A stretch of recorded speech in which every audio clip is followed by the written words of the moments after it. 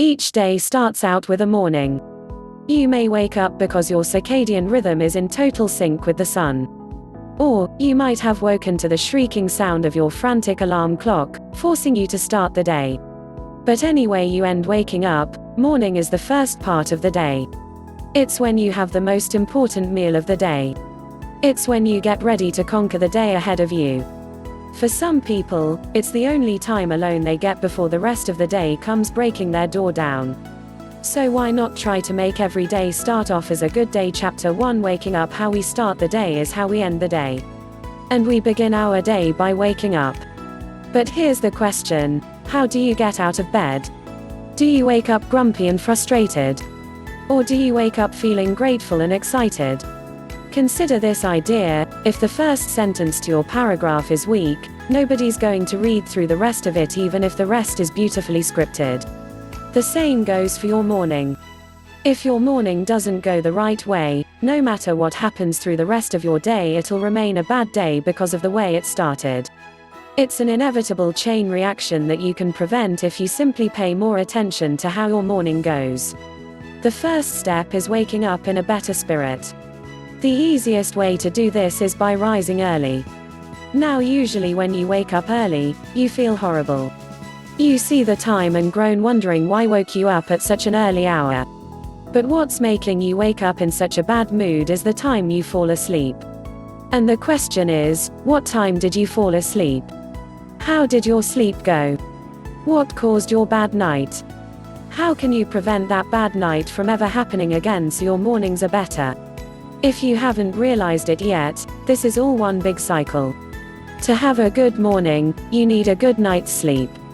To get a proper night's sleep, you need the right amount of sleep and you need to go to sleep feeling good. In order for you to have a peaceful rest with a happily tired mind, you should have had a good day. To have a good day, you need to wake up on the right side of the bed. This cycle never ends, but there will always be a starting point. Hopefully with this knowledge, you can have better understanding of your future path and how to navigate your destiny. How to start your day. No one can tell you how to live the perfect day.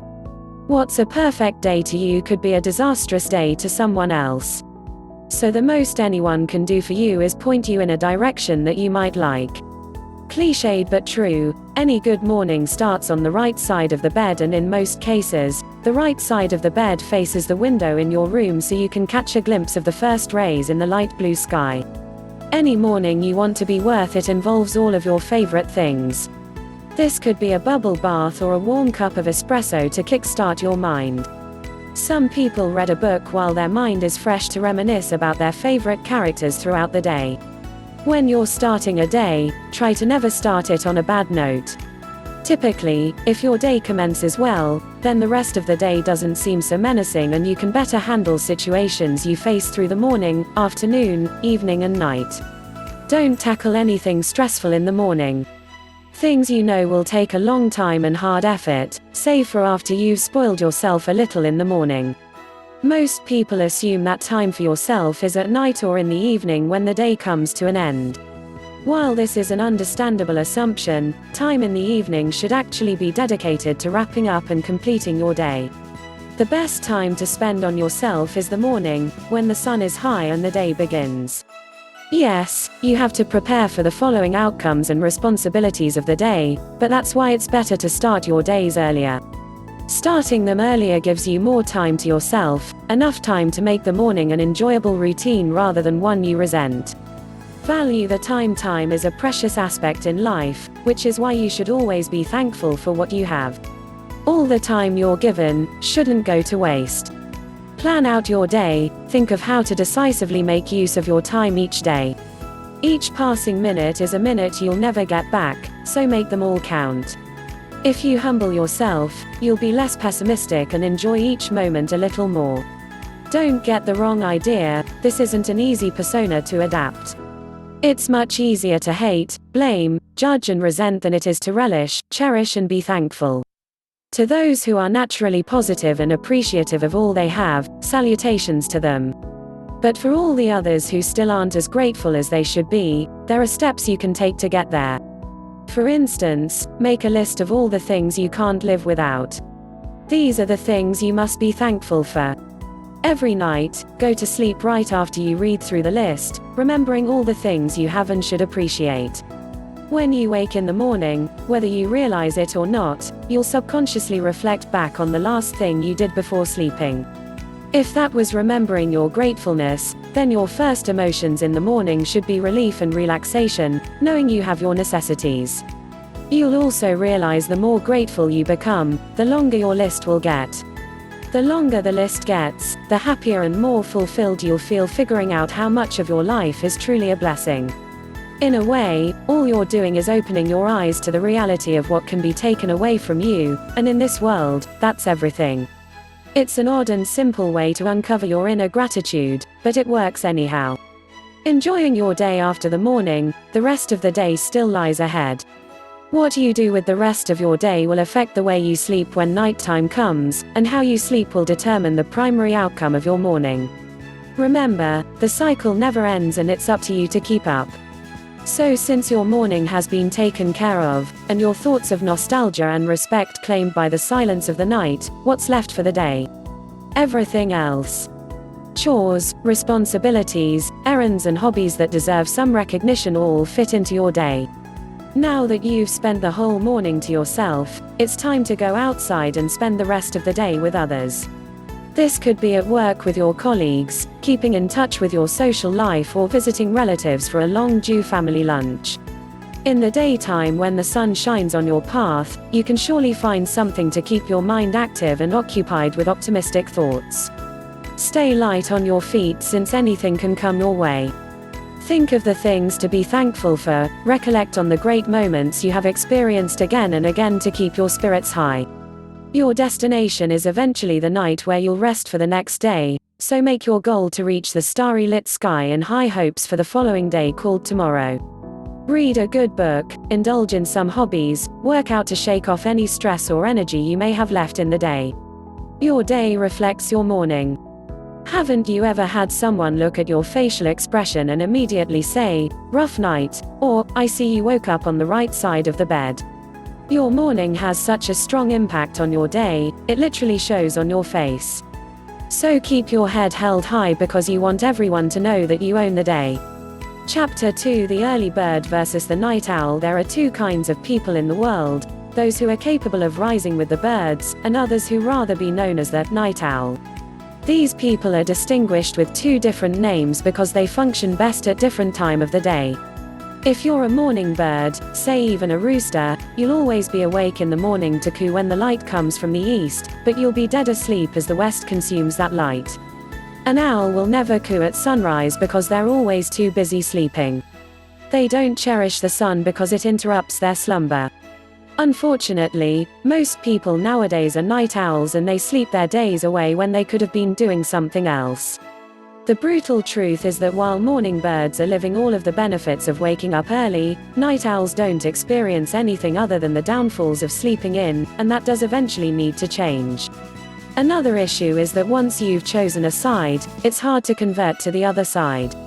Seeing an early bird rise will annoy the owl as it tucks its feathers tightly over its beak. When the early bird watches the owl sway hypnotically in their sleep, they'll always feel frustration and angst towards the owl since they'll never be awake in the morning with everyone else. Once in a while, a balance can break between the two where the afternoon becomes the overlapping hour, but time after that is simply too different to acquaint with. At the end of the day, humans aren't owls. We can't be nocturnal creatures because that's not how we were made to be. To live a healthy life, we need to thrive off of the sun and communicate with others on a daily basis. So naturally, there's something that has to be done for all those grumpy night owls. Downfalls of waking up late. To encourage you even more to wake up early, here are some important reasons you shouldn't be sleeping in. Primarily, there is the issue of fatigue. This can drag throughout your day, making it seem longer and more tiring than it really is. Staying up late for too long can make you dizzy and relatively lightheaded. Fatigue is not something you'll notice at once, but it steadily builds up until you've reached points where even going to relieve yourself may seem like too lengthy and tiring of a task. Another issue experienced with late sleepers is their exposure to developing illnesses. Though sleeping in late has never been the cause of any sicknesses, it has been found to aid in its development and gives out a feeling of overall malaise. Plus, staying up late always brings out the inner pig inside of you. When you stay up late, you crave for heavy junk food for snacking. Even though it feels good when you stay up like the rebellious soul you are, you're actually satisfying your gluttonous half that doesn't care for the healthy balance you must maintain. So before you grab for that bag of chips to binge watch an entire season of your favorite show, remember what you're going to end up with. Another aspect to this issue is that sleeping right after eating isn't good for you at all. Instead of letting your food digest, you're forcing it to sit idle in your stomach, which can create gastral issues throughout the night. Your sleep is actually your body's natural time when your immune system is strongest. As you rest idle and immobile, your body can freely fight against illnesses, viruses and bacteria that may have infested your body. But if you don't get the right amount of sleep, or it becomes inconsistent, you don't allow your body the time it needs to protect your body from getting sick. So before you stay up late for no reason better than your own guilty pleasure, remember who'll have to pay the price for the lack of sleep. Why some people wake up easier than others as humans, we're all made differently. Some people can apparently wake up fresh as a daisy, as though stabbed with adrenaline. Otherwise, there are horrible sleepers that collapse off the bed and come crawling out of the sheets as though they fought with their pillows and lost. Whichever you are what you are. And most of the time there isn't much you can admittedly do about it. What you can try to do is change the time you come either crawling or pouncing out of your bed. Some people fail to sleep on time, get enough of it, or just resort to a more lethargic life than others, which makes them less energetic than most. Whichever it is, if it's affecting your mornings, you might want to change your ways. Sometimes, on days when you work more, perhaps exercise, or do heavy lifting and muscle work, your body requests more rest than usual. If this builds up faster than your metabolism can handle, you'll probably develop longer sleeping periods than others. There are many things that affect the way you sleep. The position you sleep in is an important factor. If you move around, you'll probably wake up more often than someone who sleeps in one position. The way you slept as a child also creates a more variable sleep habit. If you were raised in the busy city, you'll probably enjoy the noise of the nighttime city crowd. If not, then the noise will probably rattle your brain beyond comprehension and force you to buy earmuffs. If you need a warm environment, you'll most likely suffer during the winters. Those who prefer the cold side of the bed will most likely hate when the blankets come out to ruin the chilling experience. Then of course, there are those who are light and heavy sleepers. Light sleepers will wake up to the sound of a pin dropping, and then cry in angst as they can't return to their sleep. Those who are heavy sleepers will sleep through their alarm clock and then curse the darn thing when they're late for work. It's all extremely variable, and there is no solid answer to why we all sleep differently. All you can do is try to understand yourself and your personal needs to make your sleep more comfortable and fulfilling so you can wake up as nicely as possible in the morning. Chapter 3: Balancing a routine. If you truly want to change your ways and start waking up earlier in the day, one thing you must establish is a routine. Every person functions more efficiently when they're working with a routine. Your routine might be to get up, get ready for work, and then work a 9-to-5 shift. After that you come home, have something to eat, finish chores or responsibilities, and maybe go outside for a while. Then you sleep to start the day again. This is simply a generic routine. It doesn't apply to everyone though. If sleeping late is something you do often, then it becomes part of your routine. Routines are similar to habits. Once you've developed them, they're hard to shake off. To change your daily routine means that you're committed to dedicate a portion of time and effort every day to get things done. This can be tricky, since you'll always prefer going about things the easier way. It's human nature. In order for you to submerge a new habit into your day, it's essential that progress occurs one step at a time. Don't try to skip to the end results, where you're an early riser and you wake up sparkling like a sunflower in the prairie fields. Life isn't that easy. You can only advance at a steady pace, and that pace can be slow at times. You may not even wake up as you wanted to on the first few days. You may not even get yourself to sleep on time even if you're tucked in bed at 9. It'll all take time and baby steps to finally change your routine into a better one. Since you'll be taking one step at a time, the first step you must take is waking up early in the morning. Waking up in the morning, this is the main goal, so this is where you'll start. Yes, this may seem counterproductive to the statement enlisted above, take baby steps, but the truth is, this is the first baby step you'll have to take. The only way you'll ever start is by starting large, seeing where that leads you and discover what's stopping you. When you fail to wake up fresh in multiple attempts, you should figure out the reason why. It could be because though you went to bed early, you actually fell asleep late and therefore required more sleep.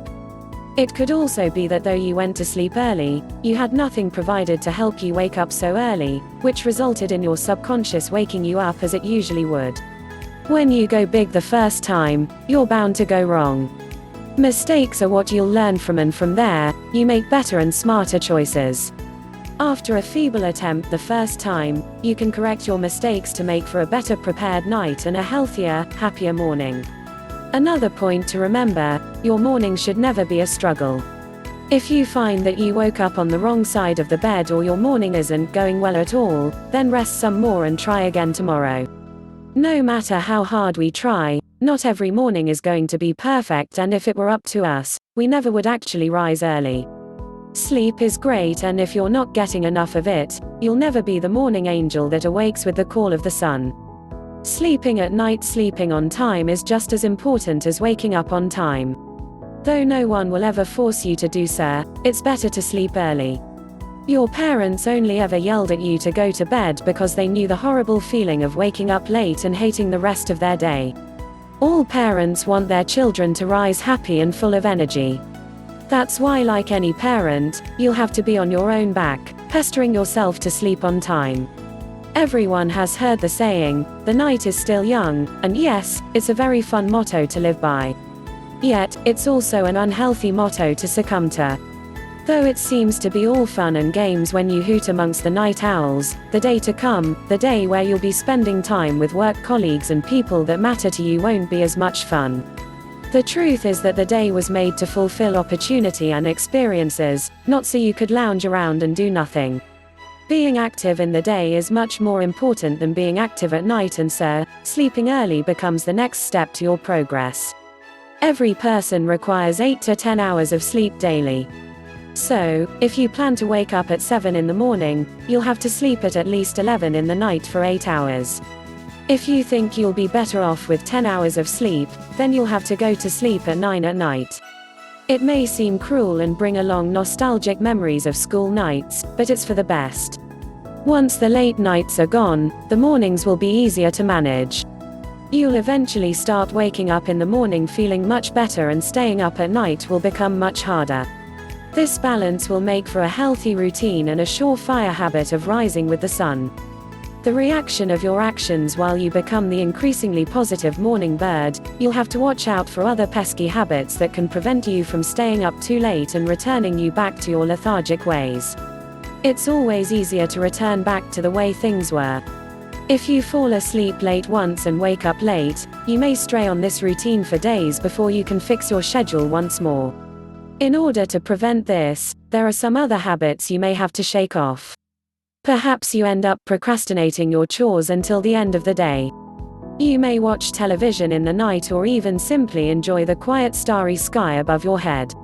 There's nothing wrong with any of these hobbies or habits, but they will interrupt your attempt to rise early. Anything you do after the sun sets will affect your sleep. Therefore, it's better to wrap all of your chores and jobs before the sun sets so you can properly finish the day. If you make late night plans with family or friends, pre-plan them so they don't fall too late into the night. It's alright when once in a while you stay up late, but staying up late is an easier habit to catch than waking up early. Before you do anything, think about what the result will be.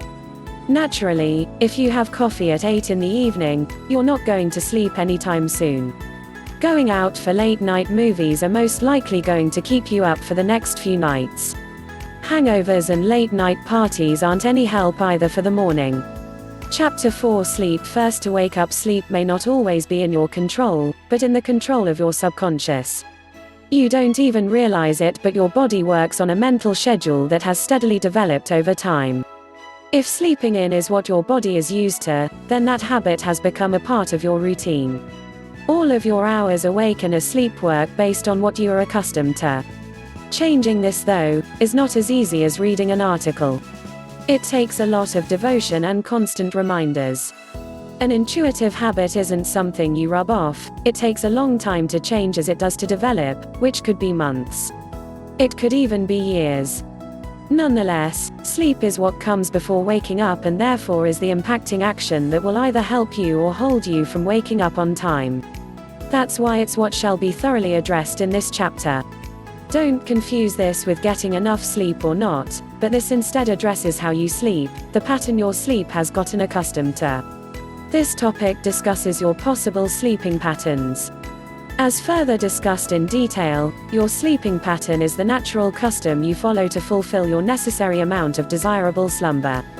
Now, the unfortunate part is that nowadays, as lives get busier and schedules more tedious, people tend to completely overlook their sleep and develop negative sleeping habits, which isn't good for mental or physical health. It'll also never let you wake up nice and early with the rising sun. Sleeping patterns. Sleeping patterns refer to the routine of sleep you receive daily. A good, healthy sleeping pattern will be 8 to 10 hours of consistent, uninterrupted sleep. Of course, in today's hectic world, there is no such thing as a normal sleep schedule for anyone. If you're a stay-at-home parent, then you know there are the 8 hours you get at night and then the extra 6 you guiltily claim when the kids are at school. If there's a baby in the house, then you'll most likely have to take away half of all that sleep you were primarily getting. When you're a student in college or university, then sleep doesn't exist here either, does it? There are the studies, the lectures, that might be where you sleep, the social life and the part-time jobs. Any time you get to yourself would be the right time to sleep, but then there are those days when you're too tired to go to sleep. Those are the cruelest of days.